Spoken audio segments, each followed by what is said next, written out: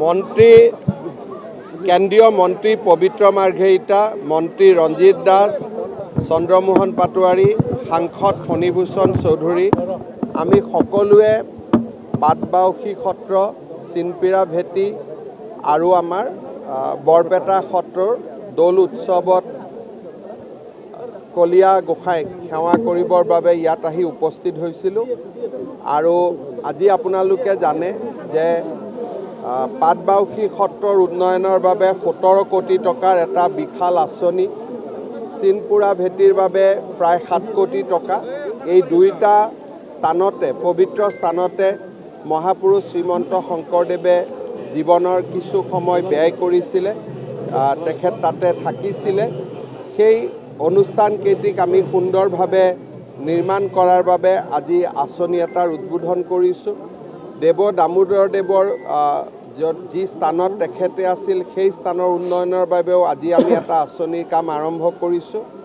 আৰু তাৰ লগতে বিগত বছৰৰ দৰে এইবাৰো বৰপেটা সত্ৰত আহি কলীয়া গোসাঁইক সেৱা জনালোঁ, বৰপেটাৰ ৰাইজক সাক্ষাৎ কৰিলোঁ। সমগ্ৰ অসমবাসী ৰাইজক পবিত্ৰ দৌল উৎসৱৰ শুভকামনা জ্ঞাপন কৰিছোঁ।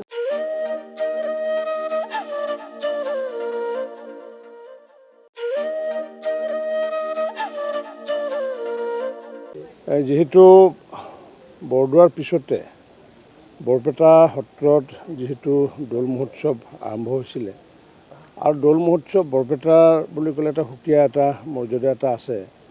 কাৰণ কিয় এই দৌল মহোৎসৱৰ লগত মহাপুৰুষ শ্ৰীমন্ত শংকৰদেৱে হওক বা মাধৱদেৱে হওক, প্ৰথমতে বৰগীতৰ আধাৰত এই যে ৰঙৰ উৎসৱ বা ফাকুৱাৰ উৎসৱ বা ভগৱান শ্ৰীকৃষ্ণক ৰং বা ফাকুৱাৰে যি সেৱা কৰা হয়, তাৰে পৰম্পৰা আধাৰতে তাৰ পৰৱৰ্তী সময়ত বৰপেটাতে প্ৰথম অসমীয়া হোলী গীত সৃষ্টি হৈছিলে। আৰু সেই হোলী গীত এতিয়া সমগ্ৰ ভাৰতবৰ্ষতে এটা সুকীয়া এটা মৰ্যাদা এটা পাইছে। আৰু প্ৰতি বছৰে এনেকুৱাকৈ বৰপেটা সত্ৰত যি দৌল মহোৎসৱ আয়োজন কৰা হয়, এই দৌল মহোৎসৱত আজি ময়ো আহি বৰপেটা সত্ৰত মই সেৱা ল'লোঁ। প্ৰতি বছৰে মই আহোঁ। আৰু এইবাৰ বিশেষকৈ আমাৰ অসমৰ মাননীয় মুখ্যমন্ত্ৰী ডক্টৰ হিমন্ত বিশ্ব শৰ্মা ডাঙৰীয়াই আজি ইয়াতে আহিব। গতিকে এই দৌল মহোৎসৱৰ যি পৰম্পৰা, এই পৰম্পৰাৰ লগতে যি মানুহৰ মাজত যি আধ্যাত্মিক ভাৱ যি বিৰাজমান কৰি ৰখা, আৰু লগতে মানুহৰ মাজত যি সমন্বয়ৰ যি সৃষ্টি সকলোকে লৈ এই সমন্বয়ৰ এটা শুভবাৰ্তা দিয়ে, আৰু লগতে আধ্যাত্মিকতাও সকলোকে একত্ৰিত কৰে। এই বৰপেটা সত্ৰৰ এই যি গৰিমা, এই গৰিমাৰ জৰিয়তে আগন্তুক দিনত আমি আশা ৰাখিছোঁ যে এই যে হোলী হওক বা ফাকুৱা উৎসৱেই হওক বা দৌল উৎসৱ বা বৰপেটা ভাষাত দেউল বুলি কয়, এই দেউলৰ যি পৰম্পৰা বৰ্তাই ৰাখিছে, তাৰ কাৰণে সত্ৰ পৰিচালনা সমিতিৰ মই বুঢ়া সত্ৰীয়া ভৱিষ্যত ডাঙৰীয়াৰ লগতে সমূহ সত্ৰ পৰিচালনা সমিতিৰ সমূহ বিষয়ববীয়াসকলক মই আন্তৰিক ধন্যবাদ জনাইছোঁ। আৰু যিহেতু আমাৰ মাননীয় মুখ্যমন্ত্ৰী হওক বা আমাৰ অসম চৰকাৰে যে সত্ৰ নামঘৰৰ প্ৰতি যি আমি ব্যৱস্থা কৰিছোঁ, বিশেষকৈ ভাৰতীয় জনতা পাৰ্টীৰ নেতৃত্বাধীন মিত্ৰজোঁটৰ চৰকাৰখন অহাৰ পিছত অসম দৰ্শনৰ জৰিয়তে সত্ৰসমূহক সংৰক্ষণ সংবৰ্ধন কৰাৰ লগতে এইবাৰ আমাৰ কাৰণে এটা ভাল খবৰ যে প্ৰথমবাৰৰ বাবে অসমৰ বাহিৰত অৰ্থাৎ দিল্লী আৰু মুম্বাইত এটা নামঘৰ প্ৰতিষ্ঠা হ'ব। পূৰ্বৰ পৰা এই প্ৰয়াস বহুদিন আগৰ পৰা ৰখা হৈছিলে। মই মাননীয় মুখ্যমন্ত্ৰী ডাঙৰীয়াক আন্তৰিক ধন্যবাদ জনাইছোঁ যে কেইবাবছৰ ধৰি অসম ভৱনৰ লগত নামঘৰ প্ৰতিষ্ঠা কৰিব লাগে বুলি মই আহ্বান জনাইছিলোঁ। কিন্তু যিহেতু দিল্লীত এবাৰ ডিজাইন প্ৰস্তুত হোৱাৰ পিছত পৰৱৰ্তী সময়ত যিকোনো তাত ভগা টুটা কৰিব লাগিলেও বা সংযোগ কৰিব লাগিলেও পুনৰ সেই ডিজাইন পুনৰ প্ৰেৰণ কৰিব লাগে। গতিকে সেইকাৰণে এইবাৰ মাননীয় মুখ্যমন্ত্ৰী ডাঙৰীয়াই যি চতুৰ্থটো যি অসম ভৱন নিৰ্মাণ হ'ব দিল্লীত, আৰু দ্বিতীয় অসম ভৱন যি মুম্বাইত নিৰ্মাণ হ'ব, তাৰ কাৰণে সুকীয়াকৈ এটা নামঘৰৰ ব্যৱস্থা কৰিছে। আৰু যিটো নেকি সমগ্ৰ অসমবাসীৰ মনত এটা হৃদয়স্পৰ্শী হৈছে। আৰু সেইটোৰ লগতে যিহেতু আমাৰ উদাসীন ভকতসকল যিহেতু আছে, অসমৰ সকলো উদাসীন ভকতক প্ৰতি মাহে যাতে তেওঁলোকক এটা নিয়মীয়া যাতে ঔষধ বা ফল মূল খোৱাৰ কাৰণে এটা যাতে মাননি দিব পৰা যায়, তাৰ কাৰণে এইবাৰ বাজেটত উদাসীন ভকতসকলৰ কাৰণেও তেওঁলোকক 1500 টকা দিয়াৰ ব্যৱস্থা কৰিছে। আৰু নতুনকৈ প্ৰায় পুনৰ আৰু 20,000 সত্ৰ বা নামঘৰ বা উপাসনাথলীত প্ৰায় 3 লাখ টকা দুটা কোষ্ঠীত 1.5 লাখকৈ এনেকুৱা দি পেলাই আমি যিহেতু অসমীয়া জাতীয় জীৱনৰ অন্যতম যদি আমি অনুষ্ঠান, সেই অনুষ্ঠানটো হৈছে নামঘৰ বা সত্ৰ, আৰু এই নামঘৰ সত্ৰ হৈছে অসমীয়া সমাজ জীৱনৰ এক আদালত স্বৰূপ। এই নামঘৰ বা সত্ৰত আমি মহাপুৰুষ শ্ৰীমন্ত শংকৰদেৱে হওক বা মাধৱদেৱে হওক বা মথুৰাদাস বৰুৱাই যি ব্যৱস্থা প্ৰৱৰ্তন কৰিছিলে, সেই ব্যৱস্থাৰ জৰিয়তে আগন্তুক দিনত এই সত্ৰসমূহ যে আমাৰ আদালত বা সত্ৰসমূহ যে সমাজৰ একোটা একোটা মঞ্চ, গতিকে সেই সত্ৰ বা নামঘৰক আগন্তুক দিনত আমি উজ্জীৱিত কৰা ৰখাৰ কাৰণে আমাৰ অসম চৰকাৰে দায়বদ্ধ, আৰু নিশ্চিত ওপৰত আগন্তুক দিনতো আমি এই সন্দৰ্ভত কৰিম। ইতিমধ্যে শ্ৰীমন্ত শংকৰদেৱ চাৰ্কিট, পাটবাউসীকে আদি কৰি চিনপুৰা ভিটিকে আদি কৰি চাৰ্কিটৰ ব্যৱস্থা কৰিছে। আগন্তুক দিনত আমি আশা ৰাখিছোঁ মাধৱদেৱ চাৰ্কিট, যিহেতু এই সত্ৰ প্ৰতিষ্ঠা কৰিছিলে মহাপুৰুষ মাধৱদেৱ, গতিকে মহাপুৰুষ মাধৱদেৱে প্ৰতিষ্ঠা কৰা কেইবাটাও তেনেকুৱা সত্ৰ আছে। আমাৰ গমুৰা সত্ৰই হওক বা সৰু হেৰামদৈ সত্ৰই হওক বা বৰ হেৰামদৈ সত্ৰই হওক, এইবোৰকো যাতে চাৰ্কিট হিচাপে যাতে আমি ল'ব পাৰোঁ, তাৰ কাৰণে নিশ্চিত ওপৰত আমি প্ৰয়াস চলাম। আপুনি পৰ্যটনৰ দায়িত্বটো আছে, বৰপেটাৰ দৌল মহোৎসৱ আচলতে অকল বৰপেটা বা অসমেই নহয়। এই বিষয়টো লৈ আমাৰ বুঢ়া সত্ৰীয়া ডাঙৰীয়াৰ লগতে আমাৰ সত্ৰৰ সম্পাদক আৰু নিৰ্বাচিত সদস্যসকলে তেওঁলোকে মোক এটা আহ্বান জনাইছিলে যে এই দৌল মহোৎসৱটোক যাতে আগন্তুক দিনত আমি যাতে পৰ্যটকৰ কেন্দ্ৰ হিচাপে যাতে গঢ়িব পাৰোঁ, আৰু সেই বিষয়ে মুখ্যমন্ত্ৰী ডাঙৰীয়াকৈ আবেদন জনাইছিলে। কিন্তু মই ভাবোঁ যে যিহেতু এইটো পূৰ্বৰ পৰা পৰ্যটন মেপত সোমাইছে, ইয়াতে এতিয়া আমি আন্তঃগাঁথনিৰহে প্ৰয়োজন আমি কৰিবলগীয়া আছে। তথাপি মই যেতিয়ালৈ দায়িত্বত থাকোঁ পৰ্যটন বিভাগত, হয়তো প্ৰতি বছৰে এই অনুষ্ঠানৰ কাৰণে আমি পৰ্যটন বিভাগৰ কাৰণে কিছু এটা আৰ্থিক আমি সহায় কৰিম বুলি আমি ইতিমধ্যে সিদ্ধান্ত লৈছোঁ, আৰু সেইটোৰ আধাৰত যেতিয়ালৈ পৰ্যটন মন্ত্ৰীৰ দায়িত্ব থাকোঁ প্ৰতি বছৰে আমি 2 লাখকৈ টকা এই দৌল মহোৎসৱৰ বাবে, দৌল মহোৎসৱ পালন কৰাৰ কাৰণে আমি দিয়াৰ কাৰণে ইতিমধ্যে আমি সিদ্ধান্ত গ্ৰহণ কৰিছোঁ। মুখ্যমন্ত্ৰী ডাঙৰীয়াই যিহেতু এটা খুব ডাঙৰ কাম কৰিলে, যিহেতু পাটবাউসীকে আদি কৰি চিনপুৰা ভিটিকে আদি কৰি সমগ্ৰ মধুপুৰ সত্ৰকে আদি কৰি মহাপুৰুষ শ্ৰীমন্ত শংকৰদেৱে প্ৰতিষ্ঠা কৰা যিসমূহ সত্ৰ, সেই সত্ৰক লগতে চাৰ্কিট কৰা হৈছে, আৰু সেই চাৰ্কিটৰ আধাৰত কেইবাশ কোটি টকাৰে আন্তঃগাঁথনি উন্নয়ন কৰা হ'ব। আৰু সেইটোৰ আধাৰত আজি পাটবাউসী সত্ৰত আমাৰ মাননীয় মুখ্যমন্ত্ৰী ডাঙৰীয়া, তাত যিহেতু 2টা সত্ৰ আছে, আমাৰ যি শংকৰদেৱ শ্ৰীমন্ত শংকৰদেৱ প্ৰতিষ্ঠা কৰা সত্ৰ আছে, দামোদৰদেৱ প্ৰতিষ্ঠা কৰা সত্ৰ আছে। আমি যিহেতু সকলো পন্থে যিহেতু আমি বিশ্বাস কৰোঁ, সকলো পন্থক যিহেতু সন্মান কৰোঁ, গতিকে মাননীয় মুখ্যমন্ত্ৰী ডাঙৰীয়াই শ্ৰীমন্ত শংকৰদেৱ স্থাপিত সত্ৰৰ লগতে দামোদৰদেৱ স্থাপিত পাটবাউসী সত্ৰটো আজি গৈ আন্তঃগাঁথনিৰ আধাৰশিলা আজি স্থাপন কৰিব, আৰু একেলগে আজি চিনপুৰা ভিটিটো আজি স্থাপন কৰিব। মই ভাবোঁ যে এনেকুৱা ব্যৱস্থাৰ জৰিয়তে আগন্তুক দিনত আমি মাধৱদেৱ চাৰ্কিটো যদি কৰিব পাৰোঁ বা দামোদৰদেৱ চাৰ্কিট বা হৰিদেৱ চাৰ্কিটো যাতে কৰিব পাৰোঁ, তেতিয়াহ'লে অন্ততঃ পুৰণি যিসমূহ আমাৰ সত্ৰ নামঘৰ আছে সেইখিনি আন্তঃগাঁথনি বহুত উন্নয়ন কৰিব পাৰিম বুলি মই দৃঢ় বিশ্বাসী।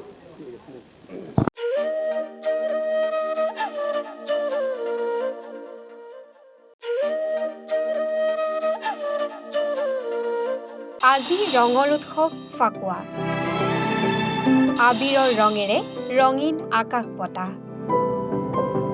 পলাশৰ ৰঙতকৈও ৰঙীনৰ সময় এয়া। ফাগুন মাহৰ পূৰ্ণিমা তিথিত উদযাপন ফাকুৱা।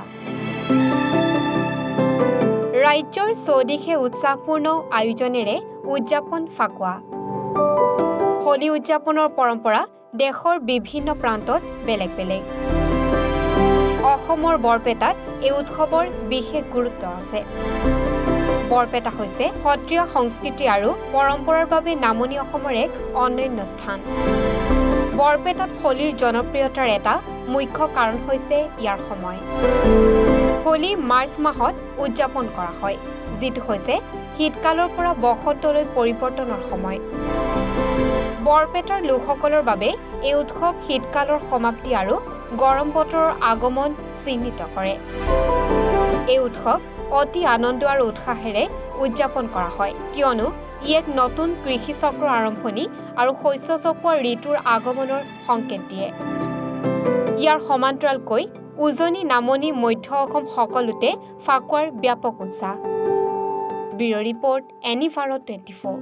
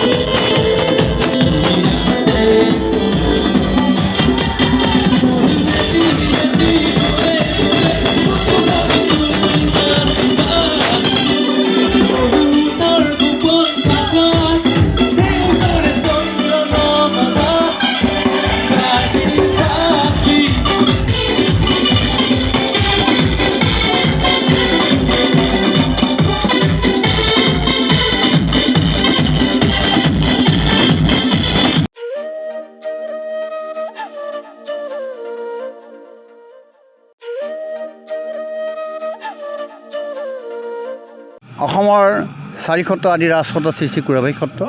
এই কুৰাবাৰী সত্ৰই ফল্গু উৎসৱৰ সমূহ অসমবাসী ৰাইজলৈ শুভেচ্ছা তথা অভিনন্দন জনালোঁ। কুৰাবাৰী সত্ৰত ফল্গু উৎসৱ 3 দিনীয়া কাৰ্যসূচীৰে পূৰ্বৰে পৰা চলি আহিছে। অসমৰ 4 সত্ৰ আদি সত্ৰ কুৰাবাৰী সত্ৰত বংশীগোপালদেৱে প্ৰতিষ্ঠা কৰাৰ পৰাই ফল্গু উৎসৱ আমাৰ উৎসৱ পালন কৰি থকা হয়। 3 দিনীয়া কাৰ্যসূচীৰে আজি মেঘদাস তথা অধিবাস, এই অধিবাসৰ পৰা আৰম্ভ কৰি কালিলৈ আমাৰ দিনজোৰা কাৰ্যসূচীৰে পুৱা বেলা প্ৰভাত ফেৰী, দিনত মহাপ্ৰভুক আমাৰ ফল্গু প্ৰদান আৰু পাছবেলা নাম কীৰ্তন, ৰাতিলৈ নাম কীৰ্তন। পাছদিনাখন আমাৰ কুৰাবাৰী সত্ৰৰ নিষ্পিখাজৰ অন্তৰ্গত যিসকলে মাটি ভোগ কৰি আছে সেই অঞ্চলত মহাপ্ৰভুক প্ৰদক্ষিণ কৰা হয় আৰু তাত লগতে সমূহ ভকত বৈষ্ণৱ, স্থানীয় জাতি জনজাতি উপজাতি সকলো মিলি ফল্গু উৎসৱ পালন কৰে আৰু সকলোৱে উলহ মালহেৰে এই উৎসৱ আমি উপভোগ কৰোঁ।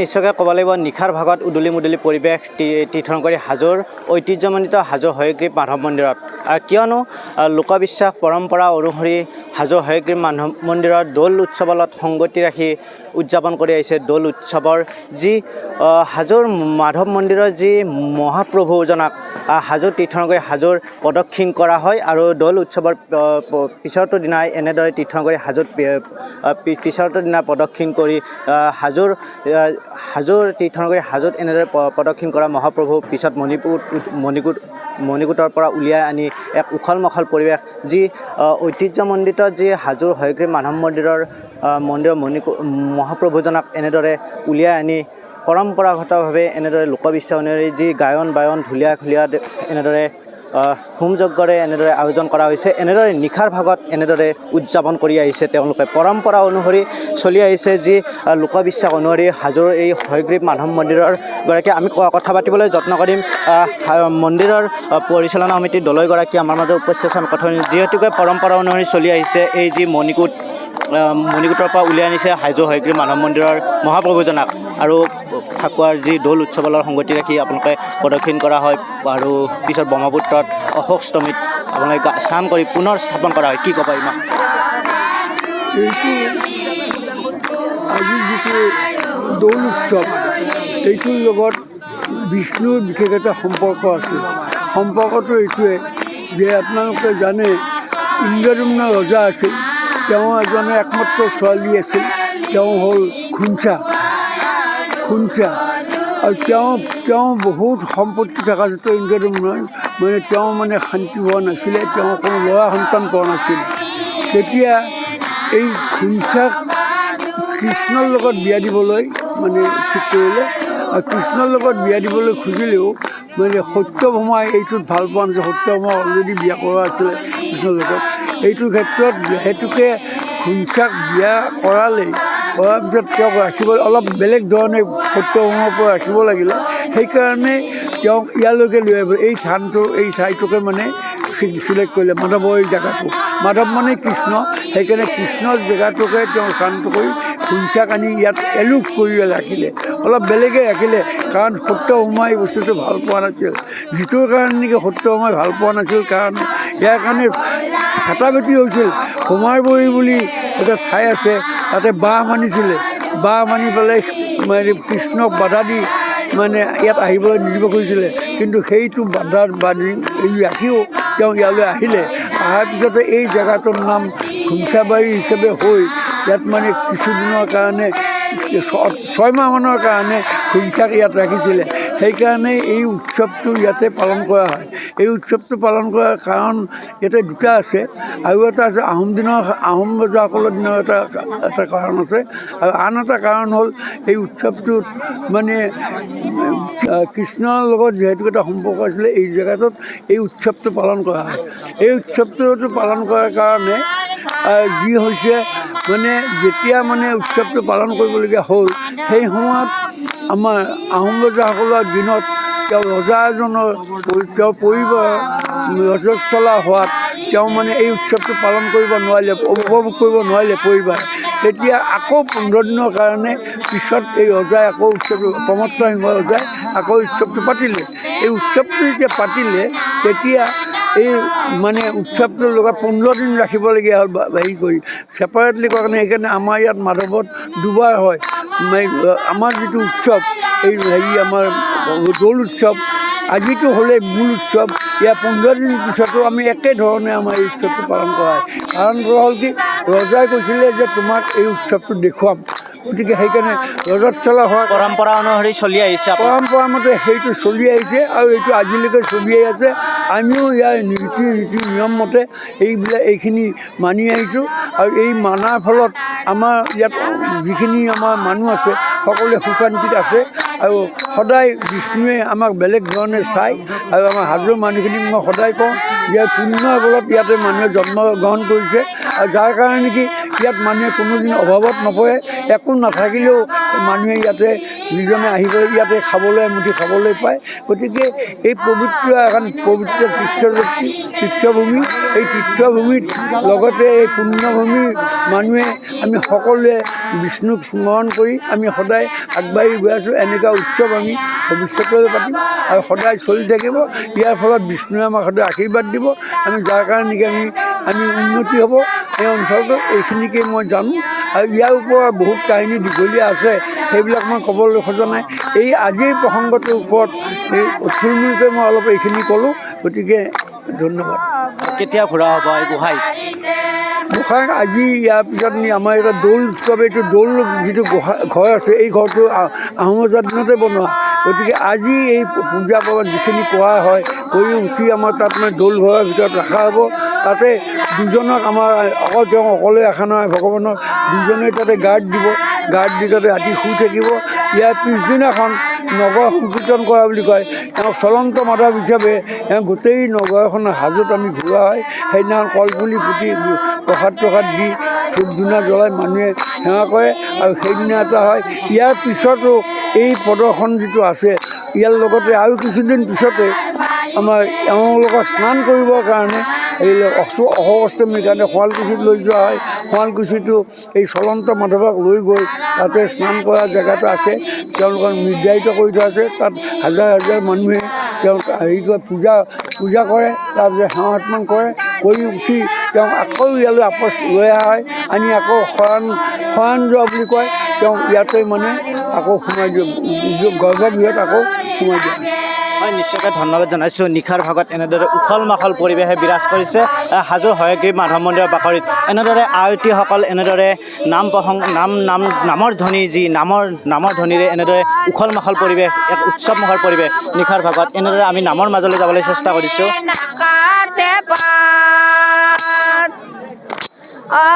আমাৰ মাধা গোহাঁই নাচিব লাগিছে সোণৰে দুখনি মাধৱৰ চোতালত ৰাম কলত বুলি মৰমে নাকাতে পাত আমাৰ মাধা গোহাঁই নাচিব লাগিছে সোণৰে দুখনি হয় নিশ্চয়কৈ ধন্যবাদ জনাইছোঁ এনেদৰে নিশাৰ ভাগত উৎসৱমুখৰ পৰিৱেশ বিৰাজ কৰিছে হাজোৰ ঐতিহ্যমণ্ডিত যি হয়গ্ৰীৱ মাধৱ মন্দিৰৰ বাকৰি আছে এই বাকৰিত এনেদৰে উৎসৱমুখৰ পৰিৱেশ যিহেতুকে দৌল মহোৎসৱৰ লগত সংগতি ৰাখি দৌল পূৰ্ণিমাৰ লগত সংগতি ৰাখি এনেদৰে উৎসৱমুখৰ পৰিৱেশ বিৰাজ কৰে মই সামগ্ৰিক কিছু পৰিৱেশ দেখুৱাইছোঁ এনেদৰে যি হয়গ্ৰীৱ মাধৱ মন্দিৰৰ বাকৰিত এনেদৰে উৎসৱমুখৰ পৰিৱেশ বিৰাজ কৰিছে ইফালে যদি ইফালে হোম যজ্ঞৰ যি বৈদিক ৰীতি নীতিৰে স্থাপন কৰা হ'ব যি মাধৱ মহাপ্ৰভুজনক স্থাপন কৰা হ'ব আৰু দৌল মহোৎসৱৰ লগত সংগতি ৰাখি তৃতীয়টো দিনাৰ যি তীৰ্থ ভ্ৰমণ কৰা হ'ব নগৰ ভ্ৰমণ কৰা হ'ব হাজোৰ প্ৰতিটো ঠাইত নগৰ ভ্ৰমণ কৰা হ'ব আৰু নগৰ ভ্ৰমণ কৰাৰ পিছতে এনেদৰে হাজোৰ পিছতে অষ্টমীৰ দিনাখন এনেদৰে মহাপ্ৰভুজনক স্নান কৰি আনি ব্ৰহ্মপুত্ৰত স্নান কৰি আনি যি গংগাৰ তুল্য দুগৰাকী প্ৰভুজনক স্নান কৰি আনি পুনৰ হাজোৰ হয়গ্ৰীৱ মাধৱ মন্দিৰৰ মণিকূটৰ ভিতৰ ভাগত এনেদৰে স্থাপন কৰা হ'ব মহাপ্ৰভুজনক আমি কিছু পৰিৱেশ দেখুৱাইছোঁ এনেদৰে লোকাৰণ্য পৰিৱেশ বিৰাজ কৰিছে হাজোৰ এই ঐতিহ্যমণ্ডিত বাকৰিত মাধৱ মন্দিৰৰ বাকৰিত আমি দেখুৱাইছোঁ লোকাৰণ্য পৰিৱেশ আমি ভিতৰৰ কিছু পৰিৱেশ দেখুৱাইছোঁ এনেদৰে গায়ন বায়ন সকলো ওলাই আহিছে লোকাৰণ্য পৰিৱেশ নিশাৰ ভাগত যদি সম্ভৱ আমি কিছু ভিতৰৰ পৰিৱেশ দেখুৱাইছোঁ এনেদৰে দৌল মহোৎসৱৰ লগত সংগতি ৰাখি এনেদৰে লোকাৰণ্য পৰিৱেশ বিৰাজ কৰিছে হাজোৰ এই ঐতিহ্যমণ্ডিত নিশাৰ ভাগত আমি এনেদৰে দেখুৱাইছোঁ যিহেতুকে এক উৎসৱমুখৰ পৰিৱেশ নিশাৰ ভাগত আমি দেখুৱাইছোঁ পোনপটীয়াভাৱে আমি নিশাৰ ভাগত এনেদৰে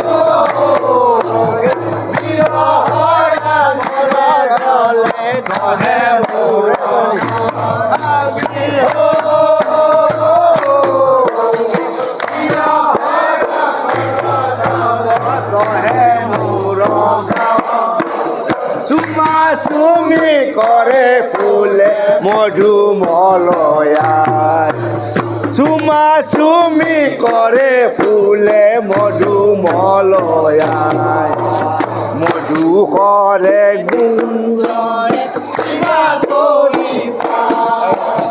কিবা তৰি পায় চুমি কৰে ফুলে মধুমলয়া দৃশ্যকে ক'ব লাগিব এনেদৰে হাজোৰ হয়গ্ৰীৱ মাধৱ মন্দিৰৰ বাকৰিত এনেদৰে লোকাৰণ্য পৰিৱেশ বিৰাজ কৰিছে আৰু নিশাৰ ভাগত যিহেতুকে আমি উপস্থিত আছোঁ আৰু ইউনিভাৰ 24ৰ দৰ্শকক পোনপটীয়াভাৱে আমি দেখুৱাইছিলোঁ যিহেতুকে দৌল মহোৎসৱৰ লগত সংগতি ৰাখি মহাপ্ৰভুজনক এনেদৰে ভিতৰ ভাগৰ পৰা মণিকূটৰ যি ভিতৰ ভাগ আছে ভিতৰ ভাগৰ পৰা স্থাপন উলিয়াই আনি এনেদৰে বৈদিক ৰীতি নীতিৰে তেওঁলোকে যি ৰীতি নীতি নিয়ম অনুসৰি পুনৰ স্থাপন কৰিব আৰু পুনৰ যি অষ্টমী ব্ৰহ্মপুত্ৰত স্নান কৰি আনি এনেদৰে পুনৰ স্থাপন কৰিব পোনপটীয়াভাৱে আমি ইউনিভাৰ 24ৰ দৰ্শকক দেখুৱাৰ বাবে আহি উপস্থিত হৈছিলোঁ হাজোৰ পৰা মই মৃদুল মজুমদাৰ ইউনিভাৰ 24।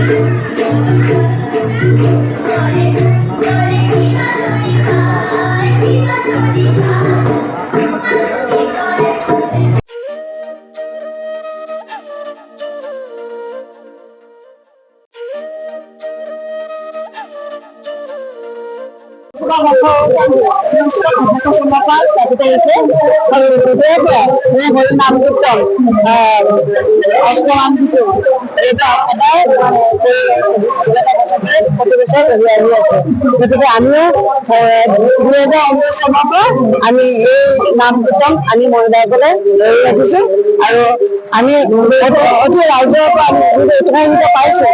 খুবেই ভাল লাগে এই নামঘৰৰ কাৰণে ৰাইজে সদায় মানে আগবাঢ়ি থাকে কেতিয়া হ'ব বুলি ভাল লাগে। গতিকে আমি ৰাইজৰ সহযোগ পাইছোঁ কাৰণে আমি আগবাঢ়িব পাৰিছোঁ আৰু এই নাম পৰিৱৰ্তনত আমাৰ নানান ঠাইৰ পৰা দলসমূহ আমি আনি পেলাই আমি তেওঁলোকৰ দ্বাৰা পৰিৱেশন কৰি আৰু আমাৰ কাৰ্যসূচী হৈছে 3 দিনীয়া কাৰ্যসূচী। প্ৰথম দিনাখন আমাৰ হৰিবাস পানী তোলা আছিলে আৰু দ্বিতীয় দিনাখন আমাৰ হৰি নাম কীৰ্তন অখণ্ড নাম কীৰ্তন ৰাতিপুৱা 5 বজাৰ পৰা আৰম্ভ হৈছে আৰু অহাকালি ৰাতিপুৱা 5 বজাত শেষ হ'ব আৰু তাৰপাছতে আমাৰ দুপৰীয়া ভোগ ৰাগ আছে। তাৰপিছত ভক্তগণৰ প্ৰসাদ বিতৰণ হ'ব আৰু ইতিমধ্যে আমাৰ নিৰামিষ আহাৰ ভক্তগণৰ আমি আগবঢ়াই আছোঁ আৰু ভক্তগণো আহি আছে। খুব ভাল লাগিছে আৰু ৰাইজৰ সদায় সহযোগিতা কামনা কৰিব।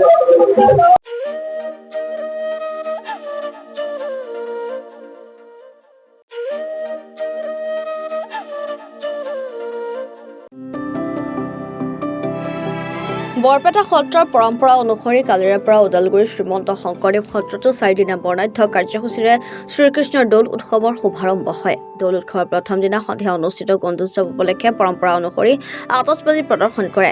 বিটিচিৰ কাৰ্যবাহী সদস্য ডক্টৰ নীলোৎ স্বৰ্গীয়াৰীয়ে আতচবাজি প্ৰদৰ্শন অনুষ্ঠানৰ শুভাৰম্ভ কৰে। আতচবাজি প্ৰদৰ্শনৰ অন্তত মেজি প্ৰজ্বলন কৰাৰ পিছতে কলীয়া গোসাঁইক মেজি আৰু দৌলৰ চাৰিওপিনে পৰিভ্ৰমণ কৰাই দৌলত স্থাপন কৰা হয়। দৌল উৎসৱৰ বাবে ওদালগুৰি শ্ৰীমন্ত শংকৰদেৱ সত্ৰত বিভিন্ন জাতি জনগোষ্ঠীৰ হাজাৰ হাজাৰ লোকৰ সমাগম ঘটিছে। 4 দিনেই বৰ্ণিল কাৰ্যসূচীতে অনুষ্ঠিত হ'বলগীয়া শ্ৰীকৃষ্ণৰ দৌল উৎসৱৰ প্ৰথমটো দিনত জিলা আয়ুক্ত পুলম পাটগিৰিৰ লগতে বহু বিশিষ্ট লোক উপস্থিত থাকে।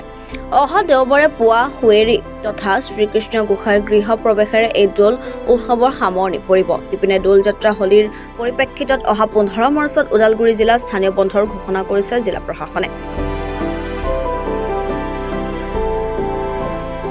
হয়, অসমৰ সমগ্ৰ অসমতে আজিৰে পৰা আৰম্ভ হৈছে শ্ৰীকৃষ্ণ দৌলোৎসৱ আৰু ব্যতিক্ৰম নহয় ওদালগুৰিৰ যিটো শ্ৰীমন্ত শংকৰদেৱ সত্ৰ সেই সত্ৰত প্ৰত্যেক বছৰে পালন কৰা হয় দৌলোৎসৱটি আৰু আজিৰ প্ৰথম দিনৰ কাৰ্যসূচী অনুসৰি যিটো গন্ধোৎসৱ বুলি কোৱা যায় সত্ৰীয়া পৰম্পৰাৰ যিটো গন্ধোৎসৱ সেই গন্ধোৎসৱ আৰম্ভ দেখিবলৈ পাইছে যে সত্ৰীয়া পৰম্পৰা আৰম্ভ হৈছে আৰু যি বৰপেটা সত্ৰৰ যিটো পৰম্পৰা আতচবাজি প্ৰদৰ্শন এই দৌল মহোৎসৱৰ এটা বিশেষ অংশ আতচবাজি প্ৰদৰ্শন আৰু আতচবাজি প্ৰদৰ্শন ইতিমধ্যে আমাৰ সত্ৰটো প্ৰদৰ্শন কৰা হৈছে ইয়াৰ লগে লগে দৌলত অৱসান কৰা হয় এইবেলি আচলতে প্ৰত্যেক বছৰে পালন কৰা হয় যদিও এইবেলি বৰপেটাৰ সাংস্কৃতিক দল বিভিন্ন সাংস্কৃতিক দলেও এই দৌল উৎসৱ মহোৎসৱত অংশ লৈছে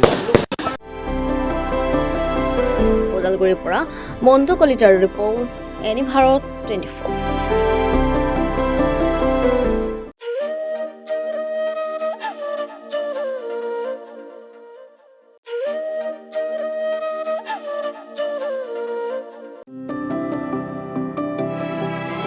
জলপাইগুৰিত হোলী উৎসৱত চোৰাং চিকাৰ ৰোধ কৰিবলৈ বৃদ্ধি কৰা হৈছে বন সুৰক্ষা। বনাঞ্চলৰ বিভিন্ন অঞ্চলত ডগ স্কোৱাড লগত লৈ বনকৰ্মীৰ দলে টহল দিয়া পৰিলক্ষিত হয়। মন কৰিবলগীয়া যে হোলী উৎসৱক চিকাৰ উৎসৱ হিচাপে পালন কৰে একাংশ লোকে। সেয়েহে হোলী উৎসৱৰ সময়ত যাতে কোনো বন্যপ্ৰাণী চিকাৰ নকৰে আৰু চোৰাং চিকাৰ ৰোধ কৰিবলৈ দুৱাৰৰ বনাঞ্চলত নিৰাপত্তা বৃদ্ধি কৰা হৈছে। বনকৰ্মীসকলে বনাঞ্চল আৰু ইয়াৰ আশে-পাশে থকা অঞ্চলৰ ওপৰত ৰাখিছে তীব্ৰ নজৰ। হোলী উৎসৱৰ পূৰ্বে আৰু দিনটোত ৰামচাই আৰু গুৰুমাৰা বনাঞ্চলৰ বিভিন্ন স্থানত ডগ স্কোৱাডৰ সৈতে নিৰীক্ষণ কৰি আছে বনকৰ্মী, পৰিৱেশ সংগঠন আৰু JFMCৰ সদস্যসকলে। চোৰাং চিকাৰ ৰোধৰ বাবে বন বিভাগৰ বিষয়াসকলে অব্যাহত ৰাখিছে তীক্ষ্ণ নজৰ। নিৰাপত্তাৰ প্ৰতি লক্ষ্য ৰাখি প্ৰতি বছৰৰ দৰে এইবাৰো হোলী উৎসৱৰ সময়ত বনাঞ্চলখন বন্ধ কৰি দিয়া হৈছে। Bureau' report any Bharat 24।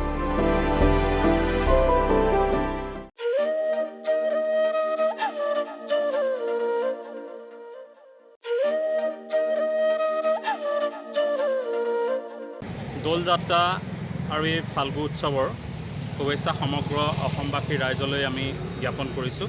সমগ্ৰ অসমতে আজি এই ফাল্গু উৎসৱ উদযাপন কৰা হৈছে আৰু বিশেষভাৱে দেৰগাঁৱতো খুব উলহ মালহেৰে এই ফাল্গু উৎসৱ উদযাপন কৰা হৈছে। গতিকে এই সময়খিনিত সমগ্ৰ অসমবাসী ৰাইজলৈ আমি পুনৰবাৰ শুভেচ্ছা জ্ঞাপন কৰিছোঁ।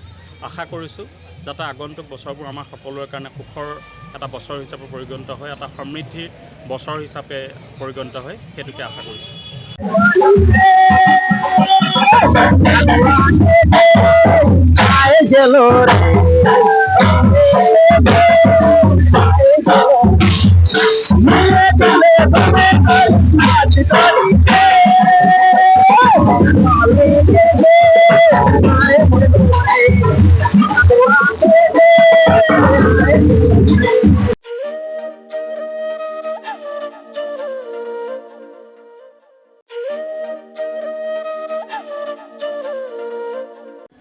আজি যিহেতু ৰঙৰ উৎসৱ ফাকুৱা আৰু এই ফাকুৱা উৎসৱতে গহপুৰ বৰিগাঁৱৰ সকলো ৰাইজ ধৰ্মীয় ৰীতি নীতিৰে উলহ মালহেৰে ওলাই আহিছে। মই সমগ্ৰ পৰিৱেশটো এনি ভাৰতৰ সকলো দৰ্শকক মই দেখুৱাবৰ বাবে মোৰ কেমেৰা সহযোগীক মই অনুৰোধ জনাইছোঁ। এয়া বৰিগাঁৱৰ গহপুৰ বৰিগাঁৱৰ সকলো ৰাইজে মিলা প্ৰীতিৰে ধৰ্মীয় ৰীতি নীতিৰে শংকৰদেৱে গুৰুজনাৰ আৰ্হিৰে সকলো বাই ভনী ওলাই আহিছে, বয়োজ্যেষ্ঠসকল ওলাই আহিছে আৰু ঘৰে ঘৰে সেৱা ধৰিছে আৰু এনেদৰে ভাগৱত ভ্ৰমণ কৰিছে, তেওঁলোকে পদযাত্ৰা কৰিছে। ওলাই আহি সকলোৱে মিলা প্ৰীতি এক সমন্বয় ৰক্ষাৰ ক্ষেত্ৰত ফাকুৱা উৎসৱ বৰিগাঁৱৰ সকলো ভক্তপ্ৰাণ লোকে মিলা প্ৰীতিৰে সমন্বয় ৰক্ষা কৰাৰ ক্ষেত্ৰত আগবাঢ়ি আহিছে। গাঁওখনৰ এক মিলা প্ৰীতি ইয়াতে প্ৰকাশ উঠিছে। ইয়াতে বহু লোক আছে, বহু ভক্তপ্ৰাণ লোক আহিছে। মই তেখেতসকলৰ পৰা কিছু কথা জানিব বিচাৰিম।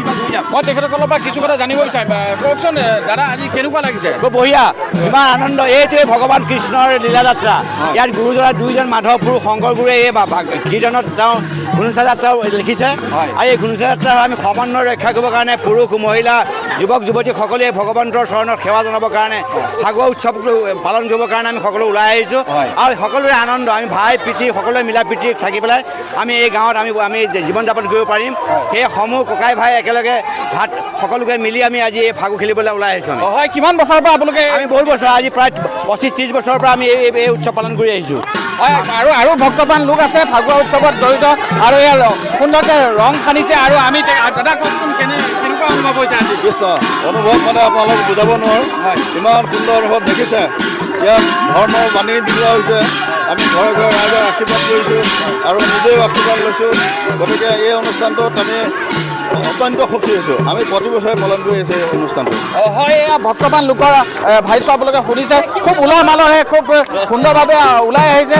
মই আৰু ইয়াতে মহিলা আছে, মহিলাসকল ওলাই আহিছে, মই তেখেতসকলৰ পৰা জানিব বিচাৰিম। কওকচোন বাইদেউ, কেনেকুৱা লাগিছে আজি অনুভৱ ওলাই আহিছে? আমি প্ৰত্যেক বছৰে আমি বৰিগাঁৱৰ ৰাইজে উদযাপন কৰিছোঁ এই ফাকুৱা উৎসৱ। আৰু আমি বহুত ভাল লাগিছে, আমাৰ অশেষ ধন্যবাদ জ্ঞাপন কৰিছোঁ। হয়, আৰু কিছু লোক আছে, মই তেখেতসকলৰ পৰা জানিব বিচাৰিম। বাইদেউ কওকচোন, কেনেকুৱা অনুভৱ হৈছে?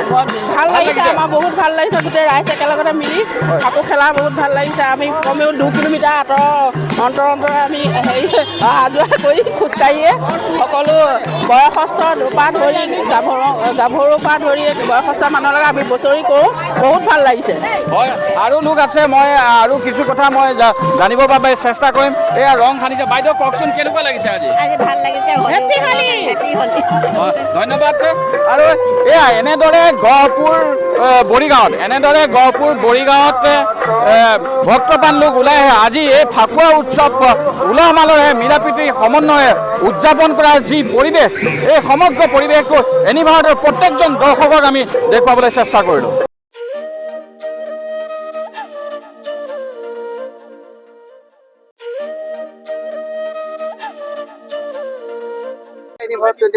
প্ৰতিজন দৰ্শক মই স্বাগতম জনাইছোঁ। যিহেতু মই এতিয়া উপস্থিত সত্ৰনগৰী বৰপেটা, আৰু ক'ব লাগিব যিহেতু বৰপেটা দৌল মহোৎসৱ বুলি ক'লে আচলতে ৰঙা ডিমা আৰু আলু ভাজাৰ কথা আহে। আৰু এই ক্ষেত্ৰত ক'ব লাগিব যিহেতু ইয়াত বিভিন্ন ধৰণৰ ব্যতিক্ৰমী নামেৰে আচলতে দোকানসমূহত নাম দিয়া হৈছে। আচলতে ইয়াত আচলতে যি বাল্লা চলিৰ দোকান, চুমি পুৰি, বিশাল আলু আৰু মুড়ি ৰোল, মামা ডিমা আদিকে কৰি এক ব্যতিক্ৰমী নামেৰে আচলতে নামসমূহ দিয়া হৈছে। আৰু ক'ব লাগিব যিহেতু বৰপেটাৰ দৌল বুলি ক'লে আচলতে ৰঙা ডিমা আৰু আলু ভাজাৰ কথা আহে। এই ক্ষেত্ৰত দোকানৰ স্বত্বাধিকাৰী আছে, মই তেওঁৰ কথা পাতিবলৈ চেষ্টা কৰিম। যিহেতু ব্যতিক্ৰমী নামেৰে আচলতে নামবোৰ দিয়া হৈছে, কি ক'ব? হয়, আমি যোৱা কেইবছৰমান পৰা এইবিলাক আমি ব্যতিক্ৰমী কিছুমান চিন্তাধাৰাৰে নামবিলাক দিয়া পৰে আমাৰ কাষ্টমাৰক আকৰ্ষণ কৰাৰ কাৰণে। আৰু ভাল পায়, এনেই মানুহবিলাক আহে, ফটো উঠে, আৰু কিছুমান আমাৰো নিজৰ ভাল লাগে, মানুহবিলাকে আহে, ফটো উঠে, ভাইৰেল হয় কিছুমান নামবিলাক দোকানবিলাকৰ। আৰু আমাৰ দোকানৰ নাম বিচাৰো বহুত কাষ্টমাৰ আহে যে বাল্লা চলিৰ দোকানখন ক'ত আছে। বাল্লা চলিৰ দোকান মানে ৰাইজক জনাব বিচাৰিম, বাল্লা মানে বৰলা, চলি মানে ল'ৰা, আৰু দোকান মানে দোকান। ত' বৰলাৰ ল'ৰাৰ দোকান তাৰমানে এইটো হয়। আৰু যিহেতু ঠুগা আপিৰ বাবে আচলতে ডিছকাউণ্ট কেনেকুৱা ধৰণৰ ডিছকাউণ্ট? এই ডিছকাউণ্টটো দিয়া ঠুগা মানে উজনে মানুহে নাজানিব পাৰে, এইটো ঠুগা মানে আমি ধুনীয়া বুলি কয়। ডিছকাউণ্ট মানে কি আমি যেনেকৈ মিলাব পাৰোঁ আৰু চিধা পৰে, আৰু মানুহবিলাকে আহে, ছোৱালীবিলাক আহে, দিওঁ আৰু আমি। হয়, আচলতে এনেকৈ যি আচলতে ব্যতিক্ৰমী নামেৰে আচলতে যিসমূহ দোকানসমূহ, যিসমূহ আলু ভাজি বা ৰঙা ডিমাৰ যি দোকানসমূহ এনেকৈ আচলতে ব্যতিক্ৰমী নামেৰে আচলতে তেওঁলোকে নামবোৰ দিয়ে। আৰু এই ক্ষেত্ৰত যিহেতু জ্যেষ্ঠ সাংবাদিক এজন মোৰ সৈতে আছে, মই তেওঁৰ সৈতে কথা পাতিবলৈ চেষ্টা কৰিম। কেনেকুৱা লাগিছে, কি ক'ব তাতে? আচলতে আপোনালোকে যিটো বিষয় লৈ যিটো কণ্টেণ্ট লৈ কৰিছে, আচলতে কণ্টেণ্টটো আমাৰ ডাঙৰ কথা নহয়। কথাটো হ'ল যে ইয়াত দোকানখনত যি লিখিছে মুড়ি ৰোল, জনপ্ৰিয় মুড়ি ৰোল, তাৰপিছতে আপোনালোকে ঠগা আপিৰ বাবে ডিছকাউণ্ট আছে। উজনি অসমৰ বাবে কৈ দিছোঁ, ঠগা আপি মানে হ'ল ধুনীয়া ছোৱালী, অৰ্থাৎ ধুনীয়া ছোৱালীৰ বাবে ডিছকাউণ্ট আছে ইয়াত। চুমি পুৰি, বিশাল আলু, চুমি পুৰি বিশাল, এটা বহুত মানে এটা বিতৰ্কিত নাম, তেওঁলোকে ইয়াত দিবলৈ চেষ্টা কৰিছে। মামা ডিমা, মামা শব্দটো জনপ্ৰিয় এতিয়া অসমৰ, গতিকে মামা ডিমা কৰিছে। পিছলা আলু, মই এটা কথাই কৈছোঁ যে আচলতে ইয়াৰ মানুহবিলাকৰ যিটো ব্ৰেণ্ড বহুত হাই লেভেলৰ হয়, আৰু সেইকাৰণে আচলতে এনেকুৱা ধৰণৰ নামেৰে এটা তেওঁলোকে আকৰ্ষণ কৰিবলৈ চেষ্টা কৰিছে। যদিও আকৰ্ষণ কৰিব পাৰিছে, কিন্তু প্ৰত্যেকটা শব্দতে কিন্তু একোটা অৰ্থ আছে। তাৰমানে ইয়াৰ পৰা বুজিব পাৰি যে আচলতে বৰপেটা বুলি ক'লেই আচলতে সংস্কৃতিৰ এখন বিশাল ভাণ্ডাৰ আছে, আৰু সেই ভাণ্ডাৰৰ আচলতে ইয়াত প্ৰকাশ ঘটিছে। আৰু মই এইখিনিতে এটা কথা কৈছোঁ যে বৰপেটা সত্ৰত আমি প্ৰতিবাৰে আহোঁ। মই এতিয়ালৈকে 16 বছৰ আহিলোঁ নলবাৰীৰ পৰা, আৰু ভাল লাগে। আৰু সকলোকে অনুৰোধ জনাইছোঁ, মই ইয়াৰ জৰিয়তে যিয়ে চাই আছে মই সকলোকে অনুৰোধ জনাইছোঁ, এবাৰ বৰপেটা দৌললৈ আহক, তেতিয়া বুজি পাব আচলতে জীৱনৰ সাৰ্থকতা ক'ত আছে। ধন্যবাদ জ্ঞাপন কৰিছোঁ। আচলতে ক'ব লাগিব যিহেতু বৰপেটাৰ দৌল মহোৎসৱ বুলি ক'লে আচলতে যিহেতু ৰঙা ডিমা আৰু আলু ভাজাৰ কথা আহে, আৰু এই ক্ষেত্ৰত যিহেতু ব্যতিক্ৰমী নামেৰে আচলতে দোকানসমূহত নাম দিয়া আচলতে গ্ৰাহকসকলক আকৰ্ষিত কৰাৰ বাবে তেওঁলোকে। আৰু যিহেতু বৰপেটা সত্ৰত আচলতে সকলোৱে এবাৰ আহক, আৰু যোনে অহা নাই আচলতে চাই যাওক বৰপেটা সত্ৰৰ দৌল মহোৎসৱ মানে কি। হয়, মোৰ কেমেৰা সহযোগীৰ সৈতে মই কৌশিক দাস, এনি ভাৰত 24।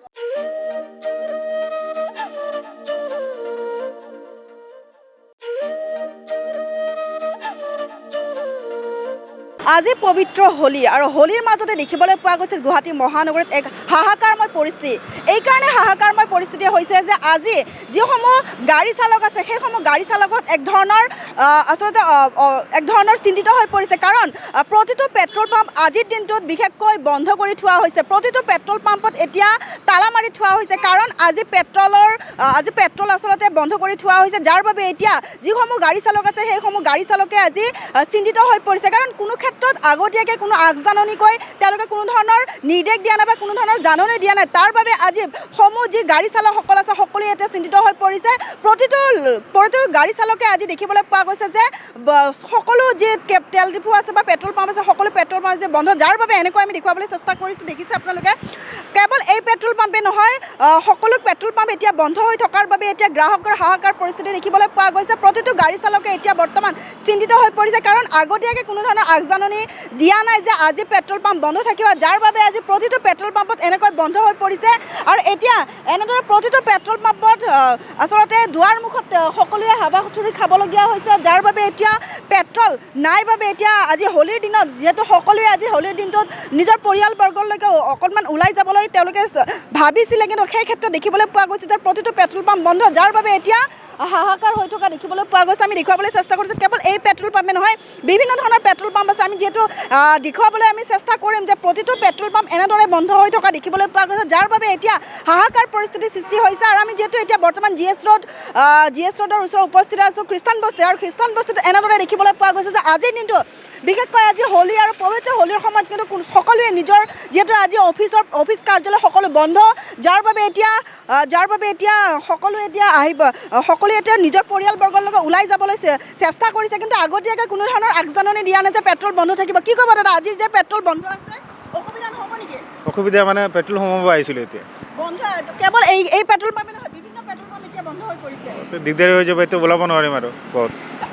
আজি বন্ধ, আপোনালোকেতো নাজানে আজি নাজানো কোনো জাননী দিয়া নাই। অসুবিধা হ'ব, চবৰে হ'ব।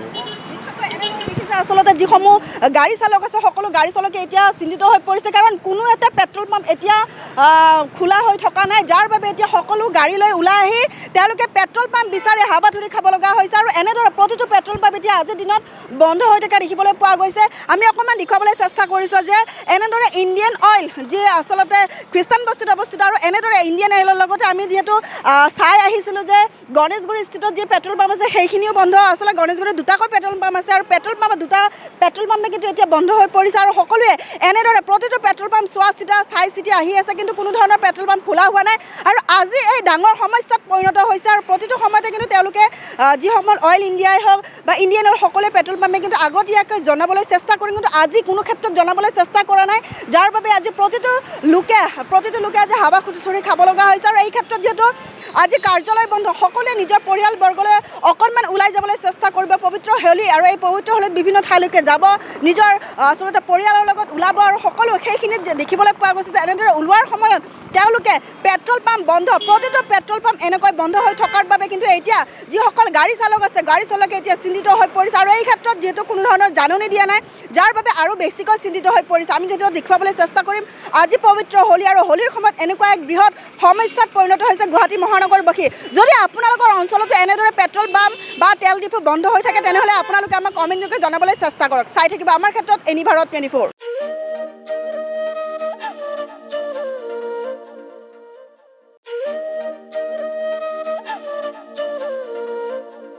বসন্তৰ দুৱাৰ খুলি ফাগুনৰ পৰশত আমাৰ মাজলৈ আহিল সকলোৰে অপেক্ষিত প্ৰাণৰ হোলী। এতিয়া হোলীক লৈ সকলোখিনি দেখা গৈছে উৎসাহ, উল্লাস আৰু আনন্দ। মই উপস্থিত আছোঁ দ্বিতীয় বৈকুণ্ঠপুৰী খ্যাত বৰপেটা সত্ৰত। বৰপেটা সত্ৰতো সেই উখল মাখল পৰিৱেশ ব্যাহত আছে, আৰু আমি তাৰ পৰিৱেশ দেখুৱাবলৈ চেষ্টা কৰিম। তাৰ আগমুহূৰ্তত আমি কিছু কথা ক'ব বিচাৰিম যে হোলী কেৱল ৰঙৰ উৎসৱে নহয়, হোলী এক জীৱনভিত্তিক এক উৎসৱ। এই ৰঙে জীৱন ৰঙীন কৰাৰ সপোন মেলে বহু লোকে, আৰু সেই ৰঙতে ৰঙীন হৈ সকলোৱে খেলে ফাকু উৎসৱ হোলী। আমি দেখুৱাম সেই পৰিৱেশ। বৰপেটাত দেখা গৈছে আজি দ্বিতীয়টো দিন, শ্ৰীকৃষ্ণৰ দৌল মহোৎসৱৰ আজি দ্বিতীয়টো দিন, আৰু দ্বিতীয়টো দিনতো উখল মাখল পৰিৱেশ বিৰাজ কৰিছে বৰপেটা সত্ৰত। আমি তাৰ পৰিৱেশ দেখুৱাম।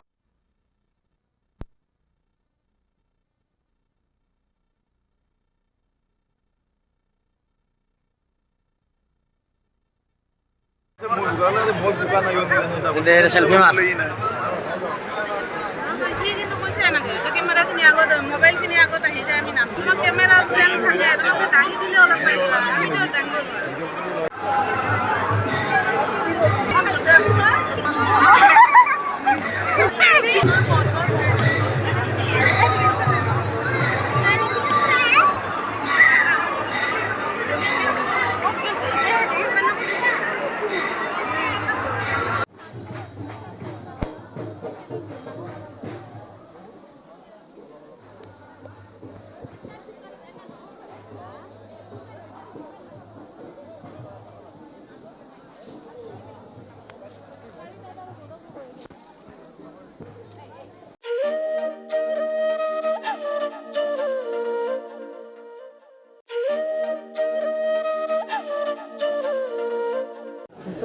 এক অন্যতম আধ্যাত্মিক স্থান হৈছে গৰখীয়া গোহাঁইৰ থান আৰু এই গৰখীয়া গোহাঁইৰ থানত প্ৰতি বছৰে দৌল উৎসৱকে আদি কৰি মাঘ বিহু বহাগ বিহুকে আদি কৰি অনুষ্ঠান হৈ থাকে যথেষ্ট ধৰণৰ পৰ্যটক এই অঞ্চলত আহে আৰু আনকি আমাৰ ইয়াতে যি পৰ্যটক নিবাস আছে যি পৰ্যটন বিভাগৰ পৰা নিৰ্মাণ কৰা সেইসমূহ পৰ্যটক নিবাসতো কেতিয়াও খালী নাথাকে সদায় তাত আৱাসী তাত থাকে আৰু সেই আৱাসীসকলক আগন্তুক দিনত আকৃষ্ট কৰাৰ কাৰণে ইয়াতে পৰিচালনা সমিতিয়ে এটা সুউচ্চ হনুমানৰ এটা মূৰ্তি এটা নিৰ্মাণ কৰিছে আৰু সেই নিৰ্মাণ পৰিচালনা সমিতিয়ে ৰাইজৰ সহযোগত কৰিছে মই সেইটো আজি আনুষ্ঠানিকভাৱে উন্মোচন কৰি নিজকে আপ্লুত হৈছোঁ আৰু আগন্তুক দিনতো এই থানখনৰ আধ্যাত্মিক পৰিৱেশ যাতে আগন্তুক দিনত বিৰাজ কৰি ৰাখিব পৰা যায় তাৰ কাৰণে নিশ্চিত ৰূপত মই প্ৰচেষ্টা চলাওঁ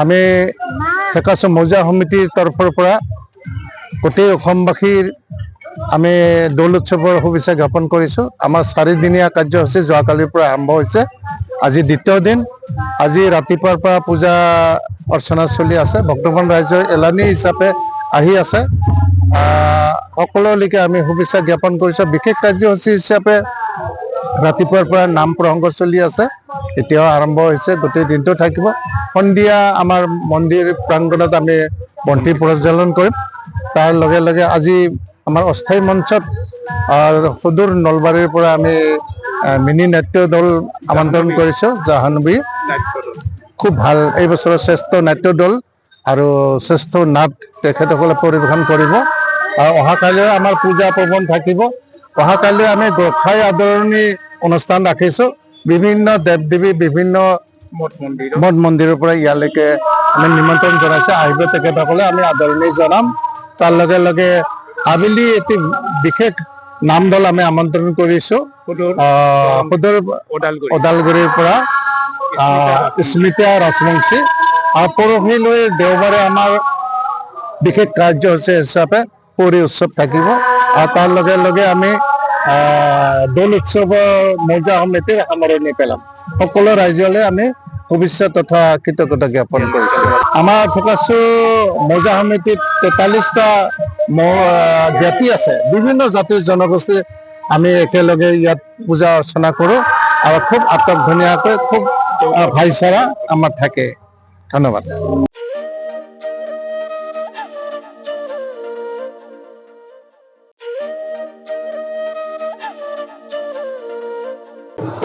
বৰপেটা সত্ৰ প্ৰাংগণত হোলীগীতেৰে মুখৰিত হৈ পৰিছে হোলীগীতেৰে গুঞ্জৰিত হৈ পৰিছে বৰপেটা সত্ৰ প্ৰাংগণ আমি সেই পৰিৱেশ দেখাবলৈ চেষ্টা কৰিম এয়া আমি হোলীগীতৰ মাজলৈ আহিছোঁ ইয়াত হোলীগীত পৰিৱেশন কৰি থকা হৈছে আমি সেই দৃশ্য দেখুৱাবলৈ চেষ্টা কৰিম এয়া আমি হোলীগীতৰ পৰিৱেশ দেখাবলৈ চেষ্টা কৰিছোঁ ইয়াত হোলীগীত পৰিৱেশন কৰা দেখা গৈছে এয়া আমি দেখুৱাবলৈ চেষ্টা কৰিম আমি হোলীগীতৰ এই মাজলৈ আহিছোঁ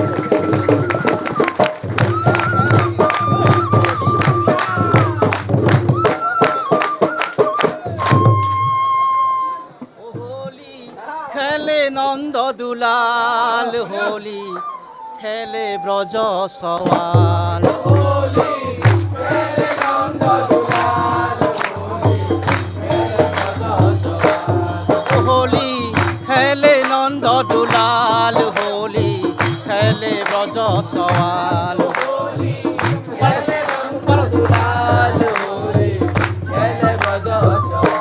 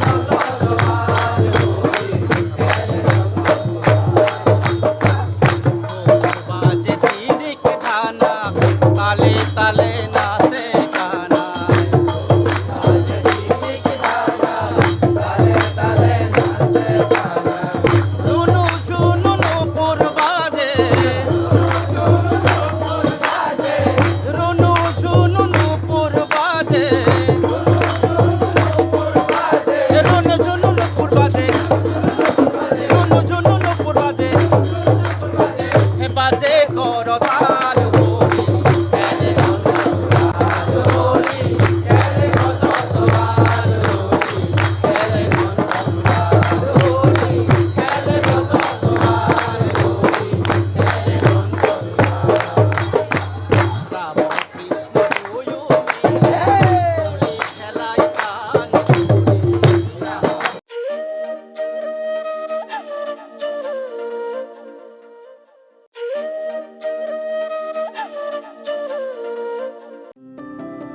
গুৱাহাটীৰ বৃহত্তৰ নুনমাটি ৰাজহুৱা শিৱ মন্দিৰ প্ৰাংগণত হোলিকা দহন উদযাপন সময়ৰ লগ্ন অনুসৰি বৃহস্পতিবাৰে নিশা নুনমাটিস্থিত শিৱ মন্দিৰ প্ৰাংগণত উদযাপন কৰা হয় হোলিকা দহন প্ৰতি বছৰৰ দৰে এইবেলিও নুনমাটি শিৱ মন্দিৰ প্ৰাংগণত অগণন ভক্তৰ উপস্থিতিত হোলিকা দহন উদযাপন কৰা হয় দৌল পূৰ্ণিমাৰ লগত সংগতি ৰাখি বৈদিক নিয়ম অনুসৰি ভক্তপ্ৰাণ ৰাইজে হোলিকা দহন কৰি সেৱা জনাই শিৱলিংগত ভস্ম আৰু আবিৰ লগাই পৰম্পৰাগতভাৱে উদযাপন কৰে হোলিকা দহন ব্যুৰ' ৰিপৰ্ট এনি ভাৰত 24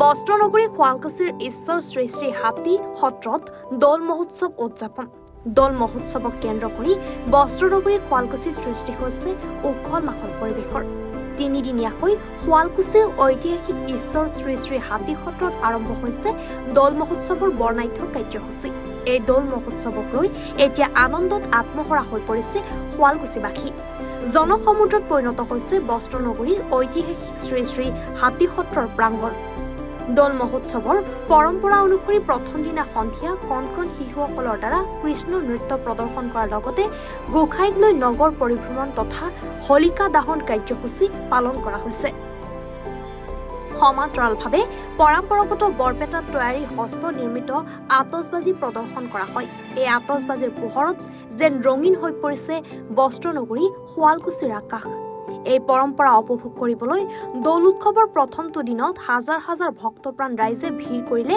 ঈশ্বৰ শ্ৰী শ্ৰী হাতী সত্ৰৰ প্ৰাংগণত উল্লেখ্য যে দৌল মহোৎসৱৰ অন্তিম দিনা হাতী সত্ৰত অনুষ্ঠিত হ'ব পৰম্পৰাগত পুৰুষ আৰু মহিলাৰ বাঁহ ভঙা উৎসৱ আজি প্ৰভু শ্ৰীকৃষ্ণৰ যিটো ভক্তিৰসৰ জৰিয়তে আজি শ্ৰী শ্ৰী ঈশ্বৰ হাতী সত্ৰৰ যিটো শুৱালকুছি আজি দৌল মহোৎসৱ আজি যিটো উদ্যাপিত হৈছে বিশেষকৈ আতচবাজিৰ জৰিয়তে আজি যি দৌল মহোৎসৱ বাকী আৰম্ভ হৈছে আজি সঁচাকৈ শুৱালকুছিত আহি মই নিজকে ধন্য হৈছোঁ লগতে অভিভূত হৈছোঁ আজি আমাৰ ভক্তপ্ৰাণ ৰাইজে যি ধৰণে ওলাই আহিছে স্বতঃস্ফূৰ্তভাৱে ইয়াত ব্যাপক এই যিটো উৎসৱ বাকী আৰম্ভ হৈছে ইয়াৰ জৰিয়তে অসমবাসীলৈ যিটো বাৰ্তা প্ৰেৰণ কৰিছে আজি আমাৰ যিটো সমাজৰ পৰাই সংস্কৃতি নাইকিয়া কৰি এটা আগন্তুক দিনবিলাকত মাননীয় মুখ্যমন্ত্ৰী ডক্টৰ হিমন্ত বিশ্ব শৰ্মা মহোদয়ৰ নেতৃত্বত অসমখনে ভাৰতবৰ্ষৰ ভিতৰত অন্যান্য এটা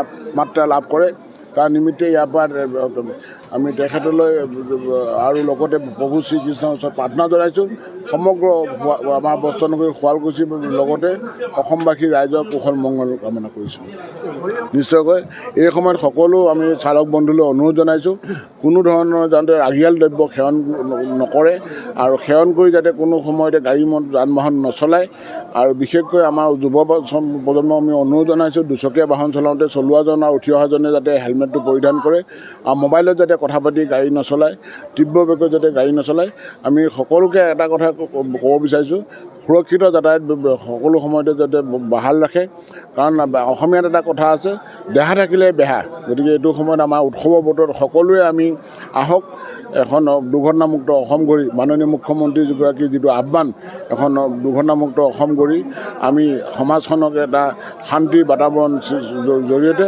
অসমখনক সকলোৱে মিলি আগুৱাই লৈ যাব পাৰোঁ প্ৰত্যেক বছৰৰ দৰে এই বছৰো হাতী সত্ৰ যি দৌল উৎসৱ আয়োজন কৰে তালৈ আমি আহিছোঁ ভাল লাগিছে সদায় যেন অসূয়া শক্তি আঁতৰ কৰি পেলাই ৰঙে ৰঙিয়াল কৰি তোলে চবৰ মাজতে হাঁহি বিৰিঙাই আৰু একতা দোলে বান্ধ খাই শুৱালকুছিৰ ৰাজ্য সদায় উজ্জীৱিত হৈ থাকে তাই কামনা কৰি আজি আমি আতচবাজি আমি প্ৰদৰ্শন কৰি আছোঁ ধন্যবাদ পৰম্পৰাগতভাৱে ঈশ্বৰ শ্ৰী শ্ৰী হাতী সত্ৰৰ এই দৌল মহোৎসৱ উদযাপন হৈ আছে আজিও ইয়াৰ বিস্তৰ কাৰ্যসূচীৰে আজিৰ পৰা দৌল মহোৎসৱ উদযাপন হৈছে। ৰাতিপুৱা পতাকা উত্তোলনৰ পিছতে পদ প্ৰক্ষালন, পিতৃ মাতৃৰ পদ প্ৰক্ষালন, ধৰ্মীয় উৎসৱ, তাৰপিছত বক্তৃতা অনুষ্ঠান, এনেকৈ ধৰি আজি আতচবাজি, গোঁসাই দৌলত তোলোৱা, মেজি দাহকে হৈ এই পৰ্ব আজিৰ প্ৰথম দিনটোত চলি আছে। অলপ পিছতে নাট্যানুষ্ঠান, নাট্য প্ৰদৰ্শন কৰিব।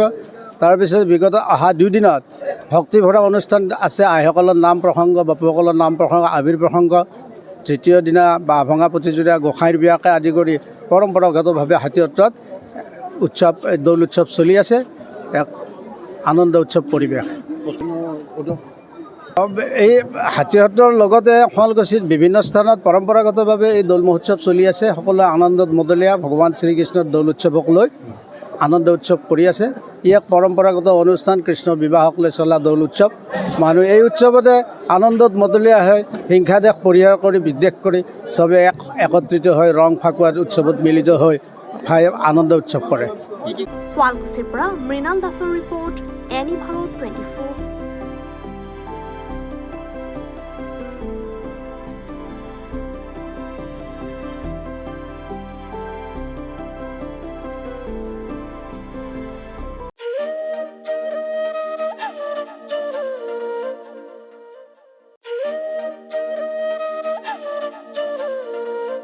হয়, আজি ৰঙৰ উৎসৱ ফাকুৱা আৰু আবিৰৰ ৰঙেৰে ৰঙীন হৈছে সমগ্ৰ ৰাজ্য। আৰু মই যিহেতু উপস্থিত আছোঁ উত্তৰ গুৱাহাটীৰ ঐতিহ্যমণ্ডিত দৌলগোবিন্দ মন্দিৰ প্ৰাংগণত, আৰু ইয়াতো 5 দিনীয়া বৰ্ণাঢ্য কাৰ্যসূচীৰে যি দৌল উৎসৱ পালন কৰা হৈছে। আৰু মই যিহেতু উপস্থিত আছোঁ উত্তৰ গুৱাহাটীৰ দৌলগোবিন্দ প্ৰাংগণত, মোৰ সতীৰ্থ দেখুৱাব কিছু পৰিৱেশ। বিভিন্ন লোক আহিছে, ভক্তসকল আহিছে আৰু শাৰী পাতি ইয়াত পূজা অৰ্চনা কৰা গৈছে। আৰু মই পোনে পোনে যাবলৈ চেষ্টা কৰিম, যিহেতু যি উদযাপন কমিটি আছে তেখেতৰ পৰা মই জানিবলৈ চেষ্টা কৰিম। আৰু যিয়ে দেখুৱাই আছে মোৰ সতীৰ্থই, যি ভক্তসকলৰ শাৰী পাতি ইয়াত পূজা অৰ্চনা কৰিছে। আৰু ৰাতিপুৱাৰ পৰা আহিছে যথেষ্ট ভক্ত, আৰু আহি ইয়াতে শাৰী পাতি আজি দৌলগোবিন্দ মন্দিৰৰ শ্ৰীকৃষ্ণ ভগৱানৰ ওচৰত প্ৰাৰ্থনা জনাইছে। আৰু সকলোৱে ইজনে সিজনক ফাকুৱা লগাই নিজৰ সতীৰ্থসকলক যি ফাকুৱাৰ উৎসৱৰ ফাকুৱাৰ যি আনন্দ উল্লাস কৰিছে। আৰু মোৰ সৈতে আছে উদযাপন কমিটি, আৰু উদযাপন কমিটিৰ পৰা আমি কিছু কথা জানিবলৈ চেষ্টা কৰিম তেখেতসকলে কেনেদৰে উদযাপন কৰিছে। পাঁচদিনীয়া কাৰ্যসূচী আচলতে যোৱাকালি এটা দিন গৈছে আমাৰ মেঘদা কাৰ্যসূচীৰে আমাৰ আৰম্ভ হৈছে। আজি মহাপূজা, মহাপূৰ্ণিমা আজি। ইতিমধ্যে আমাৰ ৰাতিপুৱাৰে পৰা পূজা ভাগ আৰম্ভ হৈছে। আৰু এই পূজা ভাগ দুটাকে হোম হ'ব আজি, দুপৰীয়াৰ ভাগত এটা আৰু আনটো সন্ধিয়া হোম হ'ব। আৰু আজি বিশেষকৈ আকৰ্ষণীয় মহাপ্ৰভুক যিটো ফাল্গু দিয়া পৰম্পৰা, আজি দুপৰীয়াৰ ভাগত আৰু সন্ধিয়াৰ ভাগত দুবাৰকে মহাপ্ৰভুক ফাগু দিব। আৰু এই ফাগু যিসকলে দিব তেওঁলোকে কি বস্ত্ৰ পৰিধান কৰিব লাগিব, আৰু তেওঁলোকে আজি যে লঘনে ভকত থাকে। আৰু প্ৰায় 8 বজাত এই মহাপূজা সমাপ্ত ঘটিব, আৰু সমাপ্ত হোৱাৰ পিছত মহাপ্ৰসাদ ভোগ আদি বিতৰণ হ'ব। আৰু এই দিনৰ ভাগত বিভিন্ন প্ৰান্তৰ পৰা অহা আমন্ত্ৰিত নাগাৰা নাম বা হোলী এইবোৰ আমাৰ অনৰ্গল চলি থাকিব। আৰু নিশাৰ ভাগত স্থানীয় শিল্পীসকলৰ দ্বাৰা সাংস্কৃতিক অনুষ্ঠান হ'ব। আৰু দিন প্ৰতি বছৰে আয়োজন কৰা এই যি দৌল উৎসৱ, কিমান ভক্ত ইয়াত? প্ৰতি বছৰেইটো 5 দিনীয়া কাৰ্যসূচী আমাৰ চলেই, কিন্তু আগতকে অধিক যাত্ৰীয়ে সমাগম হোৱা আৰম্ভ কৰিছে। আৰু যিমানখিনি যাত্ৰী এই মন্দিৰত প্ৰভুক দৰ্শন কিংবা ইয়াৰে হোলী উৎসৱটো উপভোগ কৰিবলৈ আহে, এই ভক্তসকলক সম্পূৰ্ণ পৰিকল্পিতভাৱে আতিথ্য কৰাৰ যি ব্যৱস্থা, সেই ব্যৱস্থা আমি আগতীয়াকৈ কমিটিয়ে আমি হাতত গ্ৰহণ কৰোঁ, যাতে ভক্তসকলে কোনো ধৰণৰ অসুবিধা নকৰে। আমাৰ স্থানীয় এই গাঁৱৰ বা উত্তৰ গুৱাহাটীৰ বিভিন্ন প্ৰান্তৰ পৰা অহা যিবিলাক আমাৰ সেৱক আছে, স্বেচ্ছাসেৱক, তেওঁলোকে এই যাত্ৰীসকলক যথেষ্ট পৰিচৰ্চা কৰে, যাতে তেওঁলোকে বাহিৰৰ পৰা অহা যাত্ৰীখিনি অসুবিধা নাপায়। আৰু আজি দিনটোৰ ভিতৰত 30,000 পৰা 40,000 ভক্ত ইয়াত সমাগম হ'ব। আৰু আটাইখিনিকে যিহেতু আজি মাহ-প্ৰসাদ নিশালৈ হ'ব, দিনৰ ভাগত চাহ জলপানকে আজি আৰু আমি অন্নৰ ব্যৱস্থা কৰা আছে। প্ৰতিজন ভক্তই তাৰমানে অন্ন গ্ৰহণ কৰিব। ধন্যবাদ জনাইছোঁ। যিহেতু বিভিন্ন কাৰ্যসূচী হাতত লৈছে, আৰু আমাৰ সৈতে আৰু এজন আছে সতীৰ্থ, তেখেতৰ পৰা জানিবলৈ চেষ্টা কৰিম। যিহেতু